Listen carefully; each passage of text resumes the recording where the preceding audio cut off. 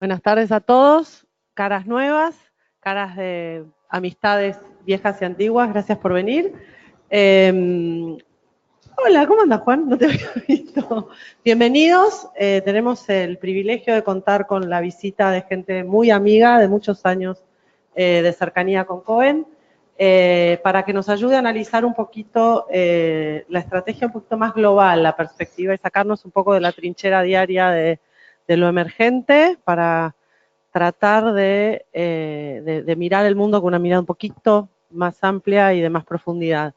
Mi nombre es Ana Cohen, para aquellos que no conocen, yo soy CEO de Cohen y de Fondos Cohen, y también lidero el área de banca privada desde el Uruguay, con quien, en la banca privada, en la unidad de banca privada, con quien colaboramos con Insignio, cuyo CIO, Chief Investment Officer, Chief Investment Strategist, estratega, líder en inversiones, y Head Trader, Miguel Reyes, Ahmed Riesgo y Miguel Reyes de Insignio vienen a contarnos un poquito sobre cómo ven el mundo. Lamento muchísimo, un par de notas al pie, lamento muchísimo el menú de hoy. Yo sé que las pizzas no son lo oportuno para los lunes, uno trata de cuidarse, pero nos parecía que era algo relajado y divertido para que todo el mundo pudiera disfrutar.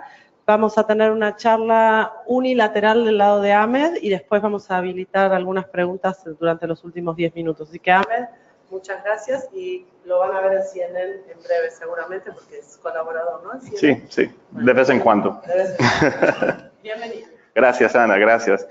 Y sí, te tengo que decir, estaba esperando por lo menos una parrillada, vengo aquí a Argentina, me dan pizza. En Uruguay mañana. Ok, bueno, gracias a todos, un placer estar aquí con ustedes y les mando saludos a todos los que nos están oyendo a través del webinar. Nosotros estamos bullish. Empezamos bullish al principio del año y ahora incluso estamos más bullish que estábamos al principio del año. Y le vamos a explicar por qué.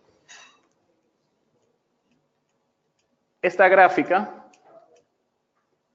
déjame llegar. Aquí, perfecto. Esta gráfica es un gran resumen de por qué empezamos el año bullish. Y lo que está reflejando aquí, lo que está representando es un patrón que los mercados bear nada más ocurren normalmente cuando hay una recesión. Incluso, como pueden ver aquí, en los últimos 40 y pico de años, o casi ya 50 y pico de años, solo ha habido un instante a donde ha habido un bear market en Estados Unidos sin recesión. Y fue en este periodo aquí, que fue el crash que hubo en el 1987. Pero fuera de esa etapa, normalmente no hay un bear market sin recesión. ¿Y por qué empezamos tan bullish a empezar el año? Porque simplemente no veíamos recesión en el G4, ¿verdad? En la China, Europa, Japón y Estados Unidos. Estados Unidos está en una posición bien fuerte económicamente. Los dos mercados más importantes para Estados Unidos es el consumidor y el mercado de real estate, y los dos están bastante sólidos y les vamos a enseñar por qué. Europa y China y Japón sí estaban cayendo en términos de actividad, pero algo que sabíamos es que era a propósito, ¿verdad? China ha propuesto el año pasado, estaba tratando de bajar el nivel de economía, bajar el nivel de crecimiento. Ustedes me dicen, ¿por qué China, por qué un país va a querer bajar el nivel de crecimiento? Por una razón muy importante.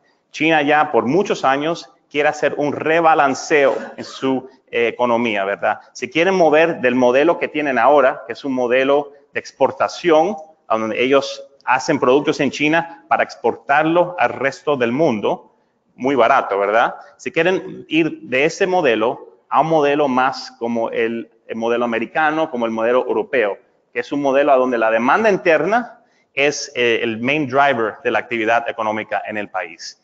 Y ellos saben que hay solamente una forma de hacer eso, es bajar el nivel de credit growth en el país para que las empresas grandes exportadoras no tengan como para seguir haciendo una planta para hacer carros para enviarlo a otro país, sino enfocarse en las cosas internas. O sea, soportar el cliente, el chino internamente para que el chino mismo empiece a comprar y para que China se convierta en una destinación para imports, ¿verdad? Pero, ¿qué pasa?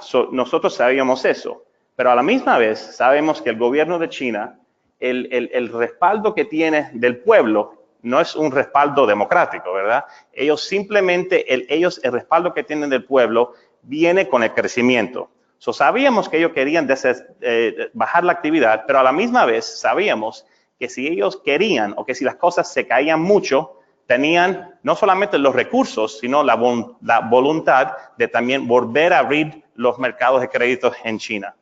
Y eso es justamente lo que estamos viendo aquí.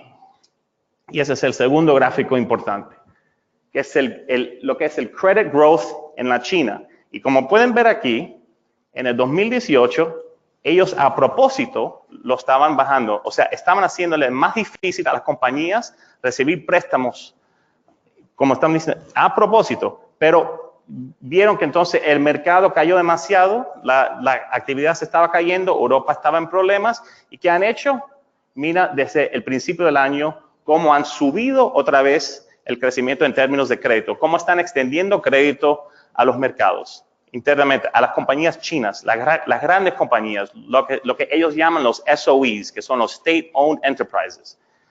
Y históricamente lo que hemos visto es que cada vez que China empieza a hacer esto, sube a todo, porque casi China es el big driver de la demanda global en este momento. Lo ha sido desde el año 2008.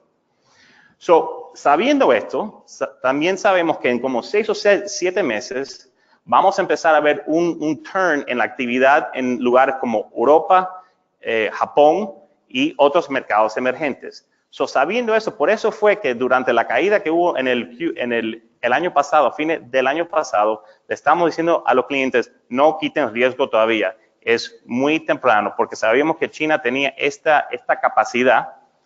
Es número uno. Y la otra parte era lo que dije primero, que era que la economía americana está en una posición bien, bien fuerte. Sabiendo esas dos cosas, déjame ir a este slide con la cual empecé. Sabíamos que lo que estábamos viendo el año pasado era una corrección, más una oportunidad de compra, ¿verdad? Y ahora, esa fue la primera parte, que empezamos el año bullish. Por eso fue que empezamos el año bullish. Ahora, ¿por qué estamos más bullish que cuando empezamos? Porque no solamente entraron los chinos ahora a estimular la economía, pero incluso el Banco Central Americano ha hecho una pausa en el hiking campaign de ellos, ¿verdad? Y lo que estamos viendo ahí es que es un cambio potencialmente muy importante, porque el Banco Central Americano estamos oyendo que se está moviendo a un régimen de promediar inflación, ¿verdad? Quizás es un poco locura para ustedes oírlo, pero el Banco Central Americano tiene una meta de 2% de inflación, ¿verdad? Y en los últimos 10 años, pregúntense cuántas veces la inflación ha llegado a 2% en Estados Unidos. 0. Nunca. Siempre ha estado por debajo de 2%. El pensamiento dentro del Fed ahora es que como hemos tenido tanto tiempo con tan baja inflación, ahora vamos a tener que tolerar inflación más de 2% para tener un promedio de 2%. Eso es un cambio importante en la función reaccionaria del Fed. Y si ellos nos confirman eso en los mítines que vienen, incluso es otro put que estamos añadiendo al mercado. Tenemos el put socialista de China, que ya vemos que ya empezó. Tenemos el put Fed que sigue ahí, ¿verdad? Que no se ha ido. Y también el ECB, el Banco Central de Europa, también está listo para soportar. Lo que estamos viendo es que, perdón, los gobiernos y los bancos centrales no quieren recesión, lo cual quiere decir que no va a haber una recesión, porque ellos están haciendo todo lo posible para prevenir una.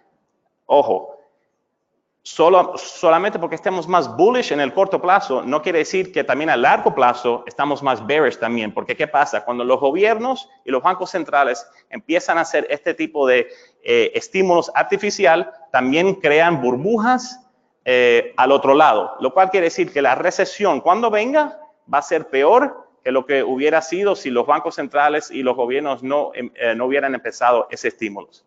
¿Okay? Vamos a ver rápido aquí Este es el crecimiento de Estados Unidos de Real GDP. Como le mencioné, Estados Unidos está en una posición bien fuerte económicamente. Los últimos números nos han confirmado que estamos justamente ahí, el trend level. El trend level es más o menos 2% en Estados Unidos, lo cual quiere decir que a ese nivel no se genera inflación y el mercado laboral está full employment. ¿Y qué pasa cuando el mercado laboral está en full employment? Empezamos a ver esto aquí. Esta línea en azul es un wage tracker de básicamente los salarios en Estados Unidos. Esta gráfica viene del final del 2018, pero los últimos números ya nos ponen aquí a casi 3.5. ¿Qué quiere decir eso? Los salarios americanos están subiendo porque simplemente no hay suficientes trabajadores. ¿Qué pasa? Cuando las compañías necesitan trabajadores y no hay suficiente, tienen que subir los salarios. Eso va a ser muy positivo para la economía doméstica en Estados Unidos porque obviamente más dinero en tu bolsillo, más dinero, perdón, para gastar y hacer compras que al fin y al cabo son 2/3 de la economía americana. ¿Verdad?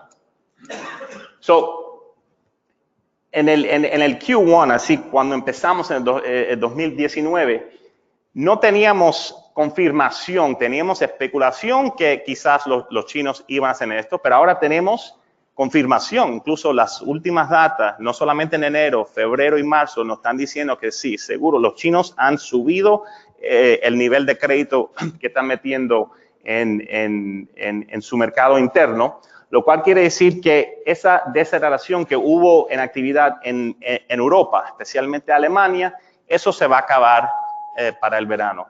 Nosotros, por ejemplo, en nuestras carteras de modelo, lo que estamos haciendo, lo que pensamos que vamos a hacer, es que porque tenemos un overrate bastante importante en Estados Unidos, quizás entrando al verano vamos a empezar a hacer un shift, vamos a quitar un poco de riesgo en Estados Unidos y vamos a empezar a meter más riesgo en lugares como Europa y Japón.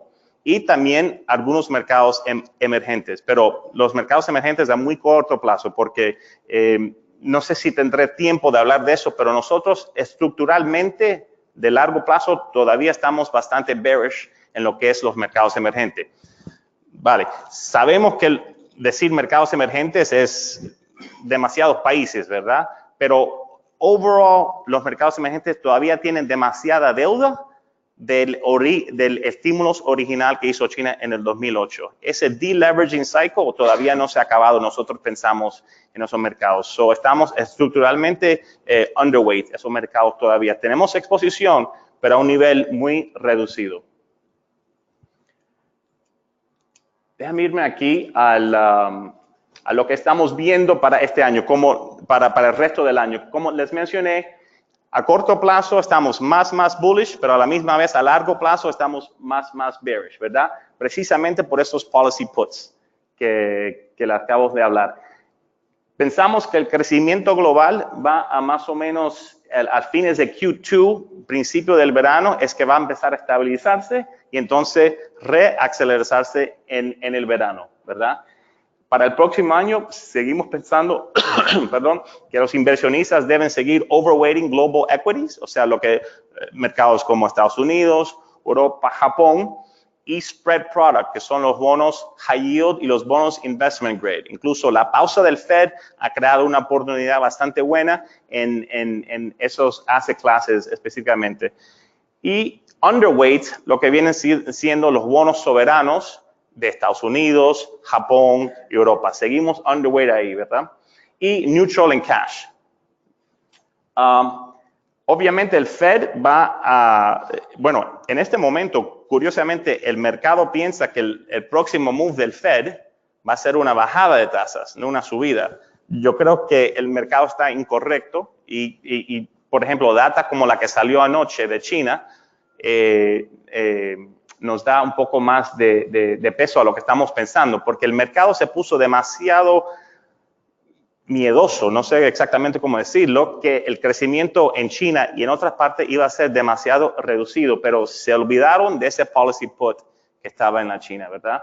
Por eso es que creo que el mercado está incorrecto en el sentido que yo creo que el próximo move del Fed sí va a ser otra subida de tasas, pero obviamente de aquí a allá, quizás a marzo del año que viene. So, por lo menos por de 9 a 12 meses, no tenemos que pensar en términos del Fed y el hiking. Y eso es muy bueno también para los mercados emergentes, porque lo que el Fed sí se dio cuenta es que la subida de tasas en Estados Unidos le estaba poniendo demasiada presión en los mercados emergentes. Ustedes lo vieron exactamente, pasó aquí en Argentina, ¿verdad? Argentina tuvo un momento que mala suerte, ¿verdad?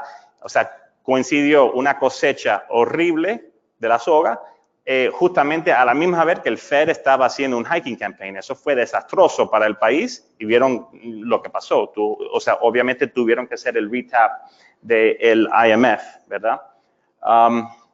Nosotros lo que estamos monitoreando, muy importante para así cuando sacar riesgo, quitar riesgo de la mesa, vamos a decir, es las figuras de inflación en Estados Unidos.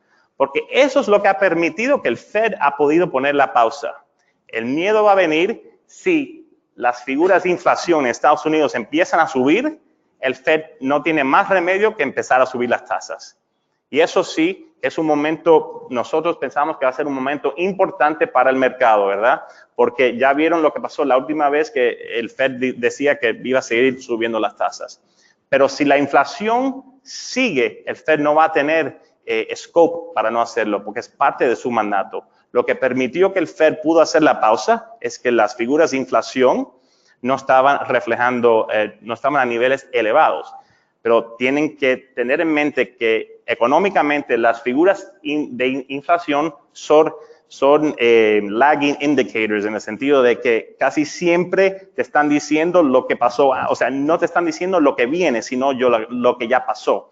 Lo cual quiere decir que ya cuando las figuras de inflación empiezan a subir, ya hay inflación en la economía. Estas gráficas aquí nos están dando una de las razones que estamos confirmando esa tesis, que quizás ya el crecimiento global ha llegado a un punto que aunque se está desacelerando, ya está estabilizándose un poco, ¿verdad? Aquí vemos figuras de manufacturing, global PMI, non-manufacturing index, que vienen siendo servicios. Mira cómo se ha volteado esto ya. Y esto aquí es un leading economic indicators, o sea, esos sí que son indicadores que son leading, bastante leading. Esto es un índice que te da, es buena guía. Mira cómo se ha volteado aquí ya, ¿verdad? Ya está cruzando en territorio positivo. Este índice siempre me gusta mucho. Ese es el Baltic Dry Index. Eso es un índice de puertos en el Baltic Sea, o sea, en la parte de Europa del Norte, así Latvia, Estonia, y son puertos de shipping. So, ¿qué pasa? ¿Y por qué es tan interesante y por qué lo usamos tanto? Porque es real-time data, ¿verdad? Eso no son figuras que se les mandan a un gobierno y un gobierno los prepara 1 o 2 meses y entonces lo recibimos. Esto es real-time data que está saliendo de compañías privadas diciéndonos o sea, qué tipo de actividad y movimiento tienen en exportaciones. Como ven aquí, esto ya se ha doblado. ¿Ve? Ya hizo el turno. Mira cómo cayó a fines del 2018 y mira cómo se ha doblado aquí. Esto es un signo positivo. También aquí, esto es un índice de Financial Conditions de Goldman Sachs. Básicamente, ellos hacen una agregación de las condiciones financieras en todo el mundo. Obviamente, cuando las condiciones financieras se están aliviando, eso es bueno porque quiere decir que el crédito es más disponible para las compañías para hacer préstamos y tal cual. Este ya es el gráfico de la China famoso que ya hablé. Eso no voy a tocarlo más, pero esto sí es la base de nuestro impulso bullish. Voy a hablar aquí ahora varias regiones, voy a hablar de Estados Unidos, de Europa, de China, que ya he hablado un poco, pero también voy a tocar mercados como México, Brasil y Argentina, si me permiten. Perdón. Ok. No voy a hablar mucho aquí porque ya hablé bastante de Estados Unidos, pero como les mencioné, el mercado laboral y el mercado de real estate de Estados Unidos está en una posición súper fuerte. Incluso el savings rate, que es el nivel al cual la gente está ahorrando en Estados Unidos, está 7.6. Eso es un alto histórico, lo cual quiere decir que incluso el consumidor americano no está comprando al nivel que normalmente está comprando. Hay espacio para que esto baje, que eso va incluso ayudar el consumo. Nosotros tenemos bastantes indicadores recesionarios y la mayoría todavía están en verde, no nos están dando señales de recesión. ¿Qué significa eso? Que de aquí a 12 meses no vemos riesgo alto de recesión en Estados Unidos. Mientras que esos indicadores se mantengan de esa forma, seguimos pensando lo mismo. La proyección nuestra de recesión nunca se va aún más allá de 12 meses, ¿verdad? Pensamos, la data nos está diciendo que si uno trata de predecir recesiones más de 12 meses, hay demasiadas incertidumbres para decir algo con con alta convicción. Sí hay riesgos, este es un riesgo importante que son los niveles de deuda corporativa, pero como pueden ver en esta gráfica, si puedo llegar ahí, ok, el nivel de deuda corporativa en Estados Unidos sí está alta y ha subido, pero no está ni siquiera cerca a los niveles que están en otros países como Australia, España, Japón, Europa, Canadá y Francia, ¿verdad? Mira, Italia está por debajo, eso fue bien sorprendente, ¿verdad? O sea, ¿quién iba a pensar que Italia iba a tener niveles corporativos de deuda tan bajas? Pero ahí está. Como pueden ver, no estamos a un nivel todavía de deuda corporativa en Estados Unidos que es bien preocupante. Lo estamos mirando, obviamente, pero todavía no hemos llegado a un extremo. Todavía quizás hay escape un poco más. Es algo que estamos monitoreando, pero no nos va a causar echar riesgo todavía. En términos de riesgo político, ¿verdad? La guerra comercial y el Mueller probe, vemos los riesgos ahí bastante bajos y les explico por qué. En términos de la guerra comercial, los dos lados quieren una resolución favorable. Acuérdense que Trump, el presidente Trump, ya ahora en noviembre de 2020 ya tiene la elección. Él vio lo que le pasó el último año cuando él empezó a hablar fuertemente de la guerra comercial en Estados Unidos y vio lo que le pasó a sus números y vio lo que le pasó al mercado. El presidente Trump no va a propósito matar el mercado bull en Estados Unidos. Eso sí que se lo puedo prometer. Él no es ideólogo, él lo único que quiere hacer es ganar, como él mismo lo dice, ¿verdad? He wants to win. And he knows, él sabe que la forma de él ganar es ser reelegido y que el mercado se mantenga a un nivel alto. En términos del impeachment, los resultados del Mueller probe básicamente ya quitan esa opción de la mesa, ¿verdad? Es imposible el Congreso en este momento irse a través de impeachment. Incluso yo creo que un impeachment no hubiera sido tan malo, vamos a decir, porque entonces quiere decir que Mike Pence hubiera sido el presidente, que no es un market unfriendly outcome, vamos a ponerlo. Y este es un tópico que salió las últimas 2 semanas porque la curva entre los de 3 meses y 10 años se invirtió.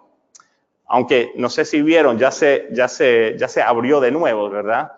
Obviamente no es buena señal que la curva esta de 3 meses, 10 años se invirtió, pero tampoco tiene que ser la campana de muerte, ¿verdad?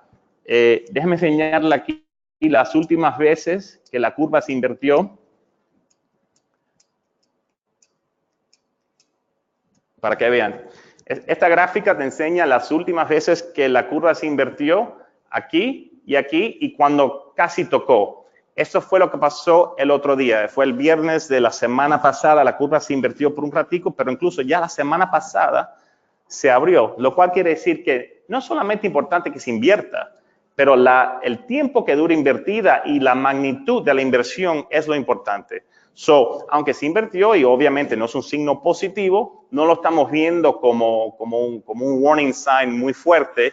El mercado incluso ya lo reversó. No lo estamos viendo como una señal tan fuerte y no nos está causando cambiar nuestra opinión de los mercados y a dónde vamos.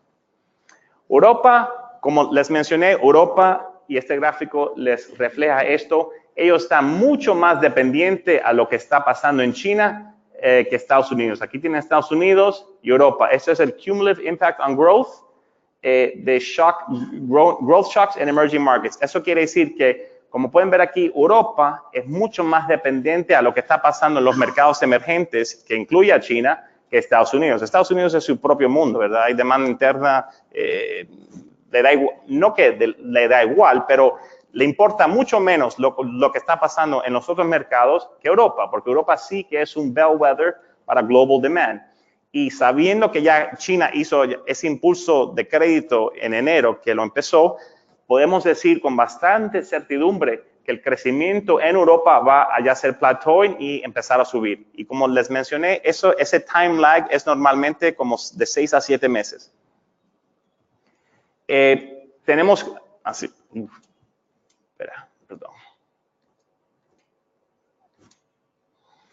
Estos son algunos de los indicadores que incluso ya nos están diciendo que el crecimiento en Europa quizás ya ha empezado a voltearse. Aquí ven German Manufacturing Orders y el impulso de crédito en el Euro Area. ¿Ves cómo se ha revoltado aquí? Esas son buenas señales. Esas son señales que the worst is behind us, que ya lo peor ya lo hemos pasado y que el crecimiento viene pronto. Hay dos cosas que sí nos preocupan en Europa. Uno es el Brexit y la otra es Italia, ¿verdad? Déjame hablar bien rápido sobre el tópico del Brexit. Eso ha sido, ustedes usan la palabra quilombo, ¿verdad? Cuando hay un problema. Bueno, el Brexit ha sido tremendo quilombo para Europa, para Gran Bretaña, ¿verdad? Ellos se deben estar, David Cameron debe acostarse todas las noches pensando, ¿por qué hice ese referéndum? ¿Por qué hice ese referéndum, verdad? Ha sido un desastre. Obviamente nadie puede decir con 100% de certidumbre cómo va a salir porque son resultados políticos al fin del día, ¿verdad? Pero lo que sí le puedo decir es lo siguiente. Como es un resultado político, los políticos, especialmente el político mediano, el político va a querer, la meta del político es ser reelegido, ¿correcto? Si vamos a asumir que el político lo que quiere ser es reelegido, el político va a hacer lo que el mediano del votante quiera. Y como pueden ver en esta gráfica, el mediano votante en Gran Bretaña ha ido de una posición a donde estaban en favor del Brexit, ahora mucho menos en favor del Brexit comparado a Remain. Lo cual quiere decir que, en nuestra opinión, los resultados de este proceso, de este quilombo, ¿verdad? Por lo menos debe ser market friendly, porque vemos dos opciones nada más viables para los políticos. O van a tener que hacer un soft Brexit, que va a ser bien favorable para los mercados, o Remain, ¿verdad? Que es lo opuesto del Brexit. Se van a quedar y van a hacer otro referéndum, ¿verdad? Y yo estoy bastante confiado que si vuelven a hacer otro referéndum, el pueblo va a votar diferente, perdón, a lo que hicieron la última vez. En términos de Italia, es el sick man of Europe, es Italia. Este guía lo miramos con mucha frecuencia. Esa es la tasa de 10 años del bono soberano de Italia. ¿Por qué lo miramos con tanta frecuencia? Porque al 4% los bancos italianos son insolventes. Cuidado, ¿verdad? Todo el mundo, o sea, el Banco Central Europeo sabe eso, los bancos italianos saben eso, todo el mundo sabe eso. ¿Qué pasa? Cuando esta tasa se estaba subiendo a fines del año pasado, eso es bien preocupante porque llegamos a 3.6, o sea, 40 basis points de un punto que los bancos necesitan una inyección de capital, ¿verdad? Lo que hemos visto en los últimos meses es que eso ha bajado bastante, pero esto sí que siempre lo estamos mirando, ¿verdad? O sea, bajó de 3.6 a 2.4. Ha tenido una caída importante y positiva para los mercados, ¿verdad? Esas son las dos partes de Europa que estamos manteniendo el ojo. Espérense un segundo. Aquí, esto ya es la China, perdón. Este es el slide de China. Como les mencioné, ya hablé bastante de China y ese impulso de crédito ha sido muy importante, pero a la misma vez tampoco no quiero que piensen que China va a hacer el mismo impulso de crédito que hubo en el 2008 o el 2011 o el 2016. Incluso lo que estamos viendo es que cada vez que China hace estímulos, lo hace a un nivel más y más y más pequeño. ¿Y por qué? Por esta razón aquí mismo. Los state-owned enterprises que tienen acceso a crédito, el retorno sobre esas compañías están por debajo del costo de capital. Y los chinos saben eso. Saben que cada dólar, o no dólar, cada renminbi, ¿verdad?, que le prestan a estas compañías, están perdiendo dinero. Y le está quitando demanda a los sectores que ellos quieren subir, que es los sectores de demanda interna. ellos solamente lo hacen cuando las cosas se ponen muy, muy mal en este deleveraging cycle. Entonces hacen esta inyección de capital, pero no lo quieren hacer, número uno. Y número dos, cuando lo hacen a un nivel mucho reducido a lo que lo estaban haciendo antes. Como se puede ver aquí, cuando el nivel de crecimiento baja al nominal GDP de China siempre hace estímulos. Aquí lo ven en este gráfico. Y si tienen duda que China tiene la capacidad de hacer el estímulos, aquí lo ven. Cada vez que hacen estímulos, mira cómo hacen estas subidas. O tienen la capacidad de hacerlo y tienen la voluntad, ¿verdad? No es una democracia. El presidente Xi Jinping no tiene que ir al Congreso y pedirles estímulos. Él llama al PBOC y ya tiene ahí el resultado que quiere. Igual, esto a largo plazo es malo. O sea, no estoy diciendo que esto es algo bueno a largo plazo, pero tienen en el corto plazo la capacidad de hacer estos ajustes cuando el crecimiento baja demasiado. Ya hablé más o menos de de Europa, Estados Unidos, de China. Vamos a irnos un poco más a la región aquí, a Latinoamérica. Vamos a irnos a empezar con México, ¿verdad? Este slide, yo creo que Ana lo vio del año pasado cuando hicimos esa presentación. La pregunta clave en México es ¿quién es AMLO? ¿Verdad? En el sentido de que es Barack Obama, el expresidente americano, que es un izquierdista, pero se confrontó contra la estructura americana, que no lo dejó hacer todo lo que quería hacer, ¿verdad? O es Hugo Chávez, es un izquierdista que Venezuela no tenía ningún constraint, ninguna estructura que lo podía mantener en check. Y pudo hacer lo que quería hacer en Venezuela y al fin y al cabo destruyó el país. La respuesta a fines del 2008, la respuesta era no sé. Y la respuesta hoy día es igual, es no sé. Y no sé por qué, porque hemos tenido algunas señales que el tipo sí se da cuenta que necesita los mercados, no puede hacer lo que le da la gana, pero a la misma vez se le ve bien claro que tiene tendencias izquierdistas, ¿verdad? Y eso lo vimos en el referéndum que hubo con el aeropuerto de la Ciudad de México, pero también lo vimos en el plan que salió hace muy poco de Pemex, ¿verdad? Porque le metió $4 billones a Pemex porque se dio cuenta que después el downgrade lo iba a tener que hacer, ¿verdad? Pero a la misma vez hizo un freezing de la reforma de energía de Peña Nieto.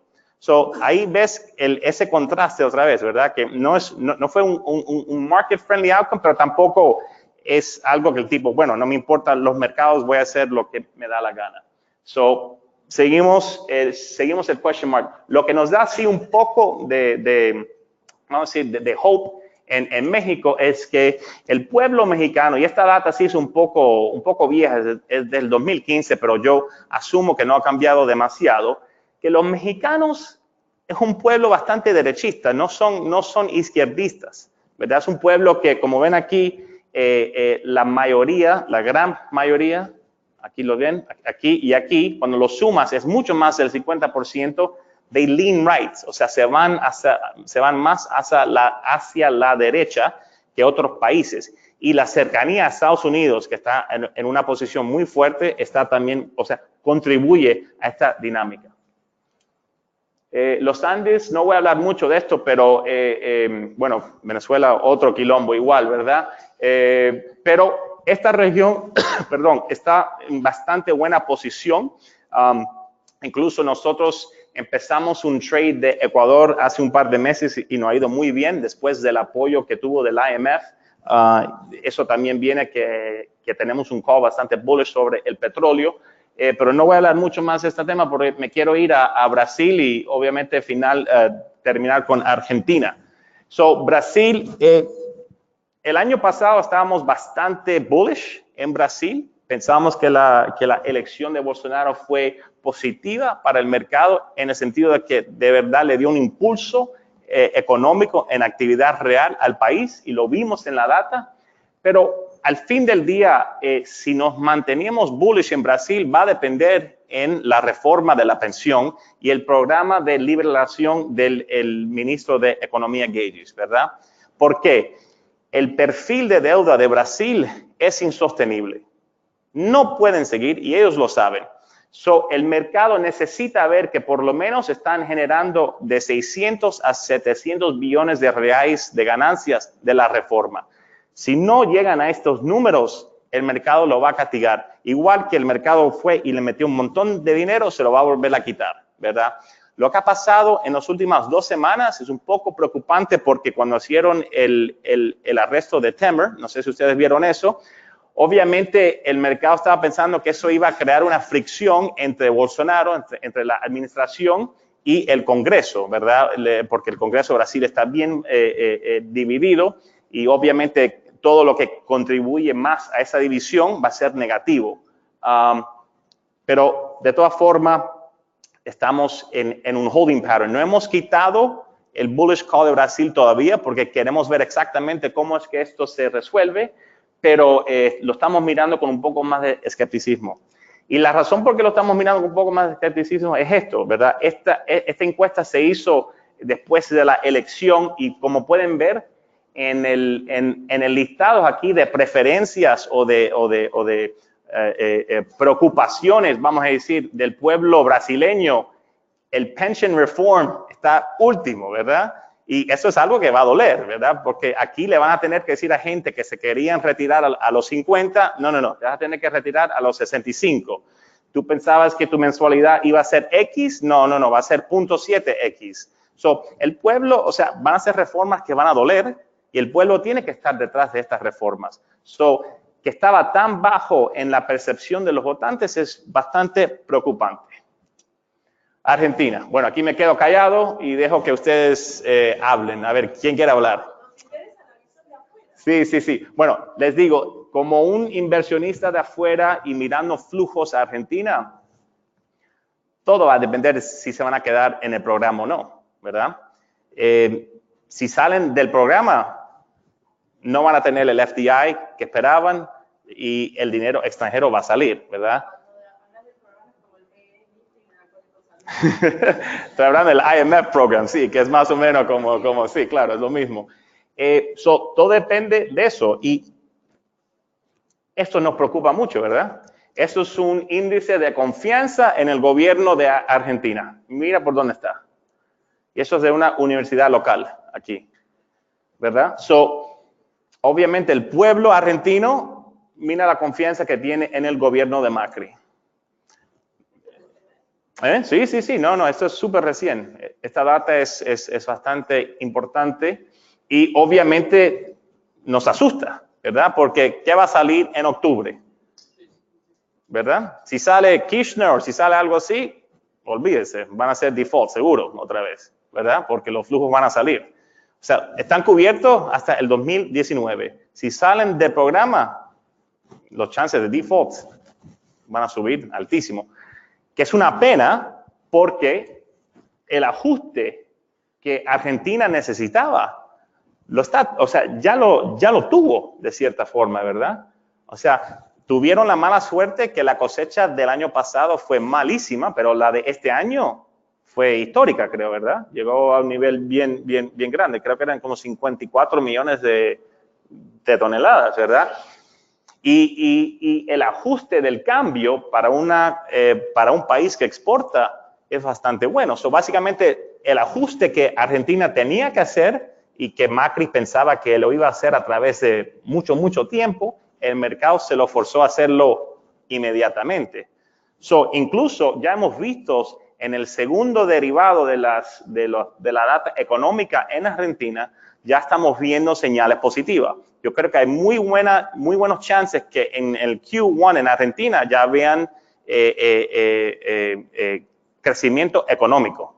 O sea, ya están ahí. Lo único es que no lo tienen que joder al final. Perdón, no sé si esa palabra no lo debo decir. Pero bueno, ya, eso más. ¿Qué más puedo decir de Argentina? No mucho más. Espero que más preguntas en esto. Pero del extranjero, perdón, siempre, o sea, estamos mirando los resultados de la elección. Eso es clave, porque queremos ver si se van a mantener en el programa o no. Si no se van a mantener en el programa,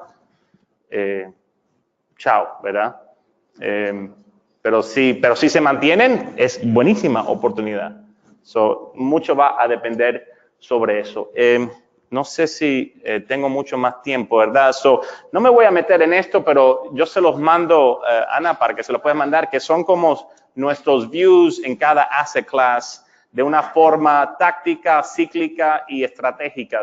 Aquí, por ejemplo, tienen acciones de Estados Unidos, acciones de Europa, acciones de Japón, de mercados emergentes, China, eso es algo que me va a tomar mucho tiempo hablar de esto, pero vamos a irnos.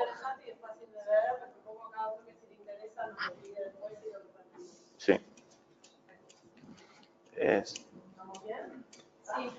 Abrimos el espacio para preguntas y respuestas. Tenemos un micrófono.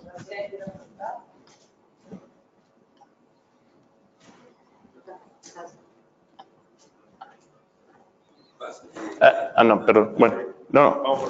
Sí. No, es una pregunta. Vos decís, va a haber un gran cambio, un switch de bullish market a bearish market en el tiempo. ¿Cuánto es ese tiempo? ¿Meses, años, días? Bueno, creo que la inversión de la curva, gracias por su pregunta, sí, la tengo que repetir. Me preguntaron para los que están en el webinar que si el shift de bullishness a bearishness, que cuándo es que lo esperamos, si es un año, 6 meses o mucho más largo plazo. Pensamos que estamos en las etapas finales de la expansión, ¿verdad? No estamos, no es que estamos en el 2009 o 2010, ¿verdad? O sea, definitivamente, y la inversión de la curva, o por lo menos que lo tocó por un tiempo, ya te está diciendo que el mercado se está preocupando un poco, que ya estamos en las etapas finales, pero como les mencioné, los próximos 12 meses no vemos chance alta de recesión. ¿Y qué pasa? Históricamente, los mercados de acciones, los mercados de riesgo, casi siempre anticipan la recesión entre 5 y 7 meses. Si uno ve la data, ¿verdad? El bull market tiene el top 5 o 7 meses antes de la recesión, porque el mercado ya como huele que ya esto no se ve muy bien y quitan riesgo. Vamos a decir que en 3 meses vemos que ya la probabilidad es alta. Nosotros vamos a empezar a quitar riesgo 6 meses después de eso, para estar con cuidado. Tampoco queremos estar de cowboy y ser el último momento, ¿verdad? Preferimos ser un poco más con cuidado y no tan riesgosos. 5 o 7 meses, cuando esos indicadores cambien, nosotros empezamos ya a quitar riesgo y a recomendarles a ustedes que quiten riesgo en el extranjero. Sí, gracias. En el escenario de estímulo del gobierno chino y la eventual concordancia en términos del acuerdo comercial China-Estados Unidos, ¿cómo es el impacto en materias primas, principalmente? Sí, bueno, tan específico, no, bueno, déjame repetir la pregunta. Me están hablando o me acaban de preguntar que cómo veo la soja y los productos carnes en el contexto del estímulo chino, ¿verdad? Eso es un poco más difícil y le explico por qué. Porque China estimula, no creo que lo va a afectar mucho y te explico por qué. Los chinos están estimulando en mercados y en industrias que mandan productos primarios a China, ellos hacen un manufacturing y después lo vuelven a exportar al mundo. Ellos no están haciendo eso con las cosechas y las carnes y eso, ¿verdad? Obviamente va a ayudar, o sea, la carne y la demanda para carne va a ser ayudada mientras que el mercado siga elegido, pero el estímulo específico de China no creo que vaya a impactar eso mucho. Son más materias como el cobre, por ejemplo, un país como Chile, por ejemplo, va a ser bien ayudado por este tema. Corea del Sur, ¿verdad? Que es un mercado bien importante para los chinos. Incluso yo escribí un reporte hace como 2 meses a donde vi un estudio, o sea, hablé de un estudio que hubo los mercados más impactados por el estímulo chino. Si quieres, te lo podemos mandar. Si me puedes mandar un email y yo te lo mando con mucho gusto. Sí. La pregunta era commodities en general y metales en particular. Sí, para los metales, eso y Bueno, perdón. Me acaban de preguntar que los commodities y los metales, ¿cómo los vemos? Eso sí se van a beneficiar más sobre el estímulo chino. Yo lo que espero es que en los próximos 5 o 6 meses vas a ver una subida en actividad de todo lo que son los commodity producers y ese tipo de cosas por ese estímulo chino. Hay que mantener, o sea, hay que seguir mirando esto de China, ¿verdad? O sea, hay que ver que todos los meses sigan haciendo esto, porque el momento que ellos lo apaguen, o sea, esto funciona al reverso, ¿verdad? Easy come, easy go. Es clave tener eso en mente y monitorearlo. Sí. Pregunta, vos tuviste una mirada tirando optimista con respecto al Brexit. ¿Qué previsiones hacés en caso de que haya un hard Brexit? O sea, ¿puede ser catastrófico, moderado, solo en Europa? ¿Qué es lo que están viendo? Me están preguntando que en caso de un hard Brexit, ¿cuáles son las posibilidades? Es bien difícil decir, ¿verdad? Porque es un autosuicidio, ¿verdad? Como uno, porque fíjense, si hay un hard Brexit, productos como comida y eso así no pueden entrar al país, ¿verdad? Yo asumo que si hay un hard Brexit, el mercado va a caer fuerte, fuerte, fuerte. Las autoridades se van a decir, tenemos que hacer algo rápido y hagan un deal rápido con la Unión Europea para por lo menos extender el tiempo o algo así, ¿verdad? También hemos visto que cuando las cosas en Europa se ponen muy, muy malas, ellos cambian las reglas, ¿verdad? Dicen que no, decían el 31 de marzo es un hard deadline. Y cuando llegaban al 31, al 30 y no tenían nada, ok, bueno, lo extendemos un par de días. Los europeos han tenido ya un patrón de que ellos cambian las reglas también cuando les conviene, ¿verdad? Y nadie va a querer una situación así. Por eso es que también veo probabilidad tan baja porque eso le va a doler a Inglaterra y le va a doler también a Europa. Lo veo muy pequeño, pero creo que hubiera una caída bien, bien fuerte, pero posiblemente sería una oportunidad de compra similar a lo que pasó durante el referéndum. ¿Perdón?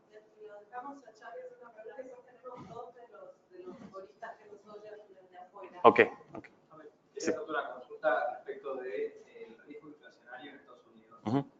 Que ya hace un tiempo justamente se venía discutiendo que el mercado laboral se está calentando un poquito y que detrás de la suba de salarios puede venir el aumento inflacionario. ¿Crees que en algún lugar y con este objetivo, digamos, determinado de Trump de ganar, puede llegar a modificar la política migratoria? O sea, el estilo Australia, de poner visas para determinados perfiles que le puedan estar faltando en el mercado laboral? ¿O hay algún otro plan que ustedes hayan escuchado y que estén dando vueltas para atender ese tema en particular? Sí, gracias. Me acaban de preguntar de la situación de la inflación laboral en Estados Unidos y que si quizás hay un plan político para mitigar si empieza a subir demasiado. Para la primera parte de la pregunta le puedo decir que incluso a mí me ha sorprendido la poca inflación que hemos tenido. Hay una curva Phillips, no sé si ustedes la conocen, pero los economistas les encanta el Phillips Curve. Lo que estamos viendo y lo que pienso que es lo más accurate es que el Phillips Curve tiene como un kink, no sé cómo se diría kink, pero es que no es una curva totalmente así, sino que tiene como un kink y se acelera cuando uno ya pasa lo que se llama full employment. Y ya estamos ahí en Estados Unidos en full employment. Yo honestamente creo que it's a matter of time que ya vamos a ver la inflación en Estados Unidos. Creo que viene y es una de nuestras tesis, más importante en ese sentido. Por eso es que pienso que el mercado está incorrecto diciendo que el próximo move del Fed es para abajo. No, yo creo que el próximo move del Fed sigue siendo para arriba. Es precisamente por esto. En términos de la política, un cambio de la política, es difícil decir porque Trump, parte de su plataforma es The Wall, que quiere bajar el nivel de inmigración ilegal. Para su base, eso es algo muy importante. No creo que él pueda hacer el pivot y sobrevivir o ganar una elección haciendo ese pivot tan fuerte. Pero no quiere pasar para arriba tampoco, entonces... Sí, pero Trump está lleno de contradicciones. Por ejemplo, Trump dice que quiere bajar el trade deficit que tiene Estados Unidos, ¿verdad? Pero todas las pólizas fiscales de Estados Unidos aumentan el trade deficit. Es como, dices esto, pero estás haciendo otro. por eso digo, no creo que él es un ideólogo, él lo que quiere es ganar y él va a hacer todo lo posible para ganar en noviembre. So, sí, sí. Ok. Bueno, voy a hacer una aquí. ¿Cuáles son las inversiones que recomiendan? Perdón. Bueno, como ya toqué esto un poco en términos de global equities, estamos overweight, bullish Estados Unidos y pensamos que vamos a hacer un poco de un ajuste para Europa y para Japón quizás a la segunda parte del año. China también estamos a un nivel neutro, pero eso quizás lo vamos a aumentar dependiendo en ese tamaño de estímulos. Básicamente estamos risk on, ¿verdad? En términos de bonos, los bonos investment grade, los bonos high yield, el asset class que sí no nos gustan son los soberanos americanos, los soberanos japoneses, y por la misma razón, porque estamos bullish en la acción, estamos negativo en los soberanos y los treasuries de... Sí, perdón. ¿En qué parte de la curva los bonos soberanos? ¿Perdón? ¿En qué parte de la curva los bonos soberanos? Estamos underweight la parte entera de la curva. O sea, yo creo que el path de largo plazo para las tasas es para arriba, lo cual quiere decir que los precios van a seguir bajando. Incluso hemos tenido, pero eso no quiere decir, el path no siempre va a ser una línea directa, ¿verdad? Tenemos etapas como la que tuvimos un par de meses, donde la tasa bajó casi a 2.3, ¿verdad? De 3 y pico que estaba. Pero yo creo que es mucho más probable que vuelvas a ver 3 que no que vuelvas a ver 2% otra vez. Creo que ¿ya? contesta también la segunda, me parece. ¿Algún sector en Estados Unidos para ser muy overweight o underweight durante 2019? ¿Alguna industria que te guste? Sí, bueno, me sigue gustando el tech sector en Estados Unidos y vemos muchas oportunidades ahí. En verdad, la única razón por que la gente dice que no quiere invertir en tech es porque ha subido tanto, pero ha subido tanto por razón. Son las mejores compañías americanas, son súper eficientes, tienen un producto que todo el mundo en el mundo los quiere. Seguimos bastante. Los bancos es un sector que es interesante, ¿verdad? Porque si la curva vuelve a ser un steepening, ¿verdad? Eso va a ayudar mucho a los bancos. Y también el sector de petróleo. El sector de petróleo, estamos bastante bullish sobre el petróleo, ese sería un sector de energía que estamos bullish. De nuevo podemos compartir esto, no sé si sabes lo que digo. Sí, claro, esto yo se los paso a ustedes. Bueno, ya los tienen, obviamente. Sí. ¿Otra? Agradecemos el No, gracias.